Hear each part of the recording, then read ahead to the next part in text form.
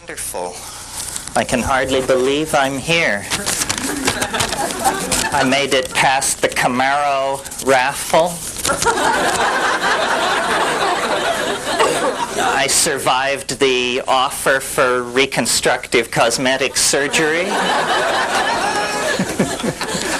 And I've had my smart drugs for this evening, so glad to be here. Well, until a few minutes ago, I thought that this was a 45-minute gig, so you get to see grace under pressure this evening. Actually, I'm kidding. It doesn't matter how long it goes. We could never get to the bottom of this stuff. Nor would we wish to, I think.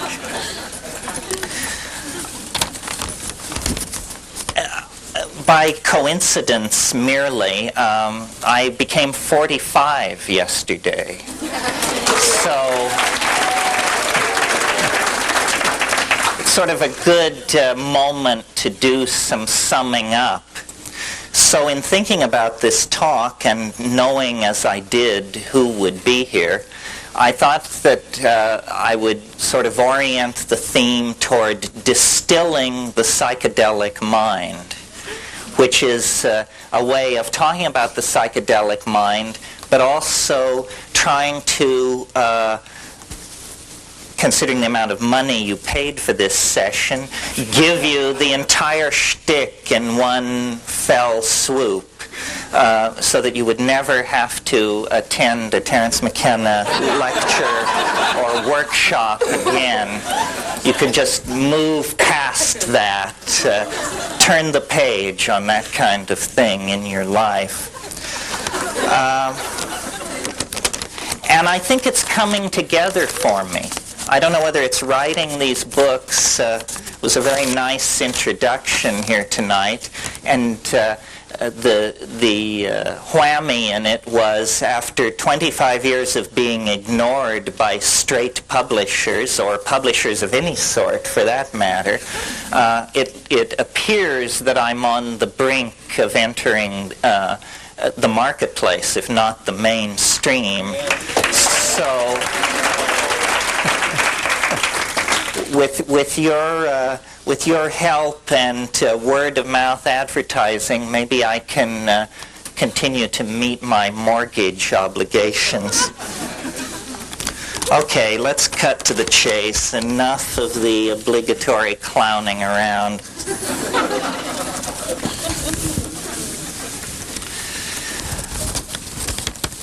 The psychedelic question in the society just seems to refuse to go away. It sort of can't be swallowed and can't be spat up. And so society just sort of runs around knocking into walls and kicking its feet in the air. And this has been the situation that we've been in for at least 30 years now. And as a person who has spent a great deal of time in the underground, I've observed with amazement the persistence of the countercultural agenda to alter consciousness. And like many of you, I came to it in the 60s when the basic argument in favor of altered states of consciousness were almost entirely narcissistic. Deep insight into yourself, an ability to overcome childhood programming, so forth and so on. And I certainly think because of the kind of society we are, because of the kind of people society has made us, that this was a valid place to begin. But after 30 years of having the psychedelic issue on the social agenda, at times hailed as a universal panacea, at times demonized as a scourge from hell, but never quite silenced, never moved out of the public eye, I've reached a a number of conclusions about this, and I thought it would be interesting tonight, I guess because of my recent birthday or something, to sort of try and distill all this and sum it up and put it in front of you in terms of what is psychedelic shamanism, why should people like ourselves who live in high-density electronic culture, why should we care about this? What does it say about our future? What does it say about us as a group? And what techniques are there that we each, on our own, can bring to bear on this question? So with your help, hold me to the straight and narrow, I'd like to make my way through this agenda this evening and talk about these various aspects of what, to my mind, is the most astonishing facet of reality. I mean, maybe sex is pressing hard in the second position, but these two things run neck and neck as aspects of the mystery of what it is to be human. And believe me, human psychedelic experiences and human sexual experiences are orders of magnitude removed from anything going on in the animal realm. These things are set apart from the rest of being because what we bring to them is mind. This is what we pour into the sexuality of human beings that makes it unique.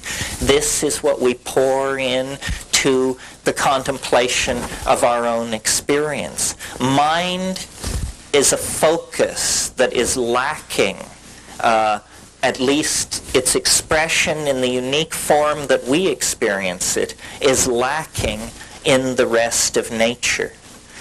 And I believe that the persistence of the psychedelic experience within the social agenda has to do with the fact that it actually addresses something basic in human beings.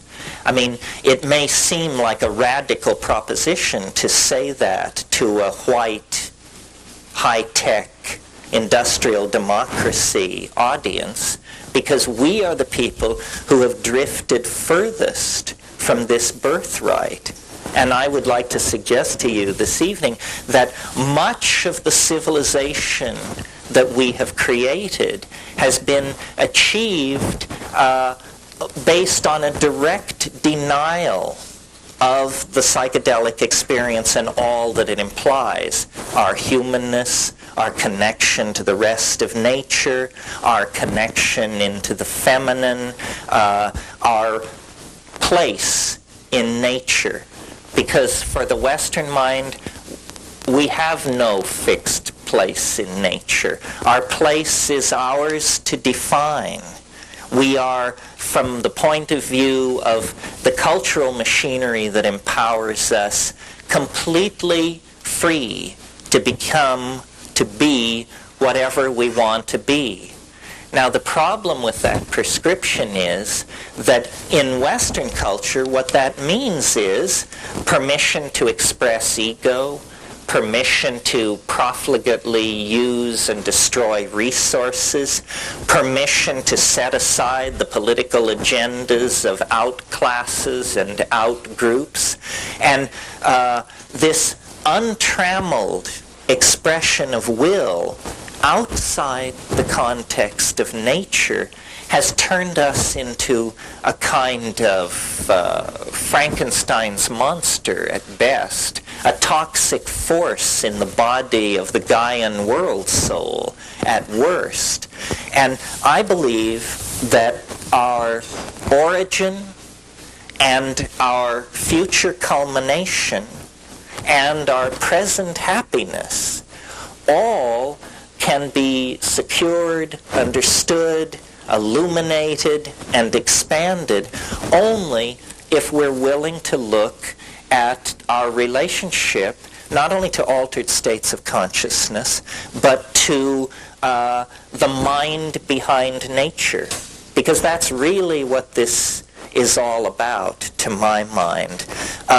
What these psychedelics are empowering or conveying or revealing, depending on, how you come at it, what they are showing us is that we are not alone upon this planet. We are not alone in the universe of mind. And I realize this is a soft audience to preach this in, because there are probably people within the sound of my words who sincerely believe they were once citizens of Zeta Reticuli. It's when the jar is so leaky, it's hard to know where to put the water. But I come to this as a show-me kind of guy. And so, though my conclusions may sound as flaky as anybody else's, it was hard for me to get this flaky. I didn't embrace it. I was forced to it. And this method works. You see, there are two ways to get flaky. You can just get flaky, which takes no effort at all, you just announce you're a walk-in, start eating wheatgrass juice, and, tithe to Maitreya. Or you can get flaky by testing the edges, by stretching the envelope of being. And this works for the most hard-headed among us. The aerospace insurance adjuster mentality is not only who I'm speaking to, but who I feel I represent.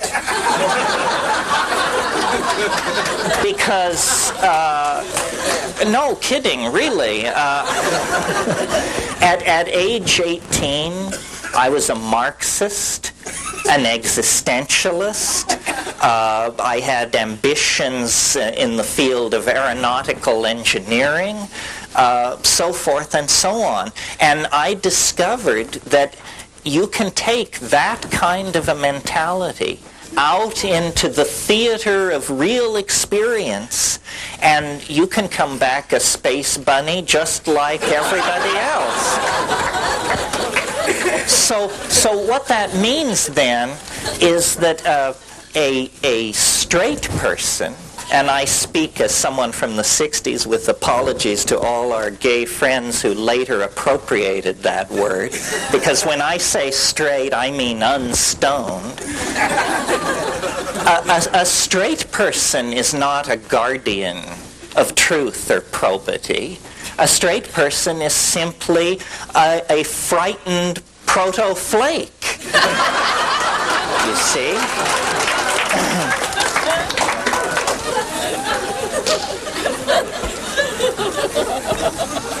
I always think, and most of you have heard me say this, but when we get off on this subject, I always think about the wonderful thing Tim Leary said years ago. He said it so many years ago that when I told him how much I admired him for saying it, he didn't remember that he'd said it. But the man once said, wait till I give the line, LSD is a drug which occasionally causes psychotic behavior in people who have not taken it. You see? And I certainly saw this. I saw my parents become violently psychotic from not taking LSD. And so my point is, and I make it in a forum like this, because here we have so much permission for belief. You want to believe in, channeling from beyond the grave? Fine, no problem. You want to believe in the healing power of nematodes, hematite, you name it. We've got it all. Really, I think that the spirit of childlike, untrammeled curiosity is what we're striving for. Not the anal retentive, rational person, not the I'll go for anything channeling flake, but an attitude of we don't have to look far for miracles because they're all around us. Everything is astonishing. The universe on its surface is alive with mystery. Well, how do we make our way toward that? When we live in a culture, practice a language, embody a philosophy, scientific rationalism, which is entirely designed to suck wonder out of reality, to turn everything into shades of gray, to subvert all hope that lies outside the realm of career accomplishment and material possession. Well, the way that we can overcome this is through a personal acting out of what I have been calling now for several years the archaic revival. And I want to talk about that a little bit this evening because I think it, however much we may kid around about the New Age, it is an important aspect of what is going on. Its triviality is rooted in the side of it which is ungrounded, ephemeral, and self-promoting. But it springs from a fairly profound and deep sense that things are not all right in this society. I think that I first encountered the phrase New Age in the writings of Helen Petrovna Blavatsky. She wrote in the 20s. I read her in the 50s. The New Age has been with us for a long time, so long that there's nothing new about it. And in fact, the reason I call it the archaic revival is because I think we can understand this movement if instead of accentuating what about it that is new, novel, and never before seen, instead we emphasize that this is a profoundly conservative impulse. A conservative impulse that would set the hair of George Bush and his skull and bones buddies standing on end. Because when we talk about conservative, we're not talking about returning to the era of Eisenhower. We're talking about returning to the era of Isis, Astarte, the great horned goddess of the high Paleolithic. In other words, this program of material civilization, exteriorization of ideas into matter through first alchemy and magic and then science and industry, this process is coming to an end, one way or another. We are either going to plant ourselves and most of the rest of the life on this planet by blindly pursuing this cultural model until we run it right over the edge into the apocalypse, or from the genes, from the bones, from the oceans, from the forests, from the glaciers, there is going to have to come a turning point, a change, a revulsion so profound that it allows us, by the tens of millions, to change how we think about reality, to change how we live. And I have ended up an advocate for the psychedelic experience, not because I think it's easy, not because I think it's surefire, but because I think it's the only game in town, the only chance left. If we had 1,000 years, If we had 500 years, maybe propaganda, messages on boxes of cereal, photographs on cartons of milk, I don't know, something might do it. But we don't have 500 years. We must come to a screeching halt now, because we are barreling toward the brink of ruin. And the only thing that I have ever seen that turned anybody around on the dime was psychedelics. You know?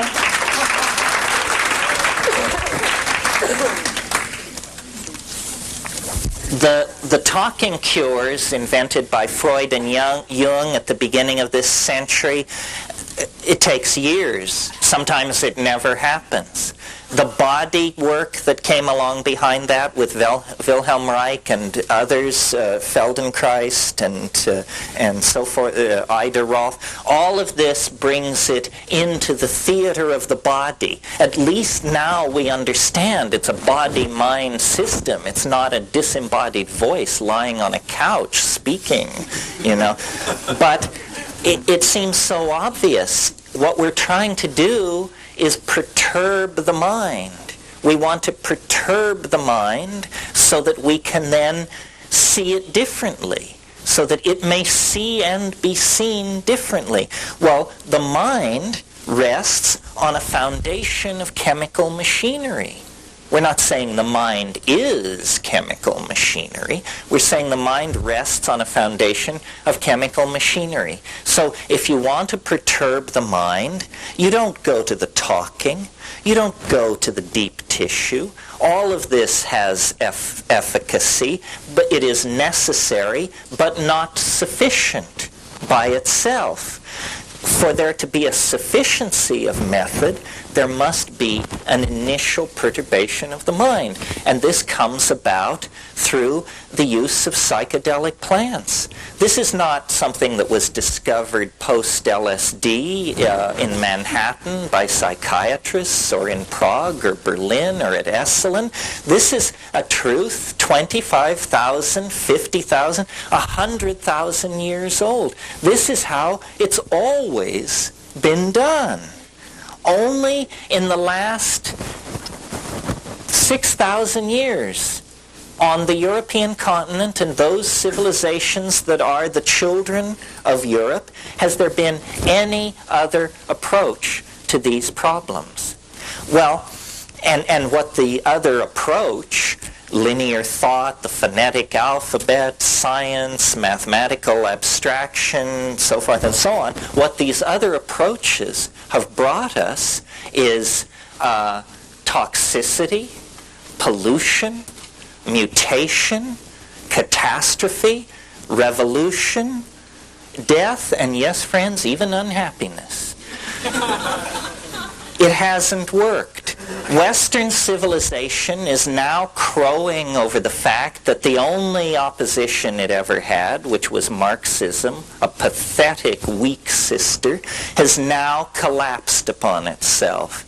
Well, there should be no congratulation in that, because the contradictions which undid Marxism lie in wait to undo this society as well. Both societies are materialistic. Both societies define human beings and treat them as things. And the fact of the matter is, Western civilization at this moment is a loaded gun pointed at the head of this planet. And we, for all our pretensions to a sensitivity to the presence of vitamin C or zinc in our diet or all the rest of this malarkey, we are the major prevaricators of this situation. So a certain obligation rests upon us. And I think we're meeting this obligation. I wouldn't say we're doing a great job or a terrible job. I think we're functioning at approximately a B+ level. You see, I mean, human life is so ephemeral. I mean, a person A person who lives 70 or 80 years is really as ephemeral as a mayfly or something. I mean, it's not long enough to get the full picture. For instance, many of you, by virtue of not having spent a great deal of time thinking about it, probably don't realize that this psychedelic plant shamanism option, this is not something that Western civilization has grappled with for centuries and come to terms with and found the proper pigeonhole for and put aside. Not at all, my friends. The fact of the matter is, all of this information about psychedelics has arrived in Western society in the last 100 years. And we have to say 100 years because we want to include things like mescaline, 1895-98, it began to be studied in Germany, and things like ibogaine, which was known toward the end of the last century, but which has had virtually zilch impact on American psychedelic populations. So we have to say the psychedelic option has only been an object of the Western mind's curiosity for approximately 100 years. But really, 90% of that occurred in the last 50 years. As many of you know, I am a great fan and spokesman for psilocybin, for the mushrooms. The mushrooms that I am so stoked on were discovered in 1953 by Gordon and Valentina Wasson in Huautla, discovered in 53, made absolutely Schedule 1 illegal in 1966. 13 years was the window in which Western civilization had to study this compound and figure out what it was for. And they were just beginning to focus upon it when it was made illegal. LSD, discovered in 37, not brought into the scientific literature until 48, not generally available even in the laboratory until 1950, made totally illegal in 1966. 16-year window. Think about the fact that when LSD was legal, psychiatrists, professional researchers were consistently reporting cures of chronic alcoholism with one 500 gamma dose. One dose. Cure, like a 50% cure rate without recidivism for chronic alcoholism. Spectacular findings were being reported. When LSD swept through the scientific community, it for pharmacologists, psychotherapists, psychiatrists, it had the same kind of excitement and feeling of breakthrough that the splitting of the atom had for the physicists, for the physics community in the late 30s.